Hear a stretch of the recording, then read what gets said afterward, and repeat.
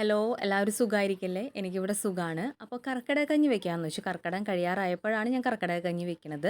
എന്നാലും ഒരുപാട് നാളായി ഞാൻ കഴിച്ചിട്ട്, ഏകദേശം 2 കൊല്ലത്തോളമായി കർക്കിടക കഞ്ഞി കഴിച്ചിട്ട്. അങ്ങനെ നാട്ടിൽ നിന്ന് ഞാൻ ഓർഡർ ചെയ്തു. അപ്പോൾ സാധനം ഇന്നലെ എൻ്റെ കയ്യിലെത്തിയിട്ടുണ്ടായിരുന്നു. അപ്പോൾ ഞാൻ വെക്കാൻ തീരുമാനിച്ചു. അപ്പോൾ ഇതൊരു 500 ഗ്രാമിൻ്റെയാണ് ഞാൻ ഓർഡർ ചെയ്തേക്കണേ. അപ്പോൾ ഏകദേശം ഒരു 4 ദിവസം, ഞങ്ങൾ 2 പേരുള്ള കാരണം 4 ദിവസം നമുക്കിത് ഓടാനുള്ളതുണ്ട്.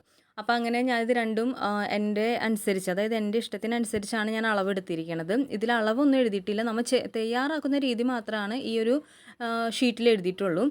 അപ്പോൾ നമുക്ക് അത് വെക്കാം. അപ്പോൾ ഞാൻ ആദ്യം തന്നെ ഉലുവ അരി ഞാൻ ഇത്തിരി തിളച്ച വെള്ളത്തിൽ ഞാൻ കുതിർക്കാൻ വെച്ചു. 2 മണിക്കൂറോളം കുതിർക്കാൻ വെച്ചിട്ടാണ് കുക്കറിലാണ് വെക്കുന്നത്. എല്ലാം കുക്കറിലിട്ടു.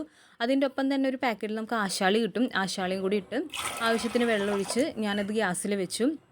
അപ്പോൾ ഹൈ ഫ്ലെയിമായിട്ട് 3 വിസിലും ലോ ഫ്ലെയിമിൽ 3 വിസിലും ഞാൻ കൊടുത്തതിന് ശേഷം എന്തായാലും വെന്ത് കിട്ടിയിട്ട് നല്ലപോലെ വെന്ത് കിട്ടി. അങ്ങനെ അതിലോട്ട് ശർക്കരപ്പാനി ചേർത്തു. ശർക്കരപ്പാനി നല്ലോണം ഉരുക്കി ചേർത്തു. അതിന് ശേഷം തേങ്ങ, നമ്മൾ പിഴിഞ്ഞ് തേങ്ങ പാലാണ് ചേർക്കേണ്ടത്.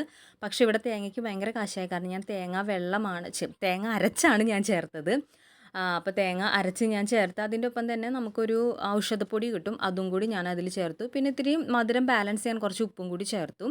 പിന്നെ അതിന് ശേഷം ഞാൻ കുറച്ചും കൂടി എന്താ പറയുക, തേങ്ങ മാറ്റി വെച്ചിട്ടുണ്ടായിരുന്നു. ഇങ്ങനെ എനിക്ക് കടിക്കാൻ ഭയങ്കര ഇഷ്ടമാണ് തേങ്ങ, ഇങ്ങനെ ഓരോ കുഞ്ഞു കുഞ്ഞു പീസുകളാക്കിയിട്ട് അതും ഉള്ളിയും കൂടി മൂപ്പിച്ചിട്ട് ഞാൻ അതിലോട്ട് ഒഴിച്ച്.